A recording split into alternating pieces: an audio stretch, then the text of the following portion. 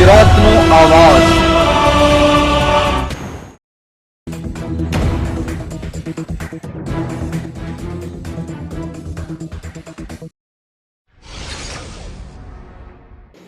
વડોદરા જિલ્લાના કરજણના ફાયર વિભાગ દ્વારા રેસ્ક્યુ ઓપરેશન હાથ ધરાયું। પાણીમાં ફસાયેલ લોકોને બહાર કાઢવામાં આવ્યા। છેલ્લા 3 દિવસથી વરસી રહેલા અનરાધાર વરસાદને પગલે સમગ્ર વડોદરા જિલ્લામાં ભારે વરસાદને પગલે કપરી પરિસ્થિતિનું નિર્માણ થવા પામ્યું છે। ઉપરવાસમાંથી પાણીનો આવરો વધતા નદી નાળા છલકાઈ રહ્યા છે, જેના કારણે નીચાણવાળા વિસ્તારોમાં પાણી ભરાઈ જતા લોકો અલામીમાં મુકાયા છે। ત્યારે વડોદરાના પોર અને અણખી ગામના નીચાણવાળા વિસ્તારમાં વરસાદી પાણી ભરાતા કરજણ ફાયર ટીમ દ્વારા રેસ્ક્યુ ઓપરેશન હાથ ધરાયું હતું।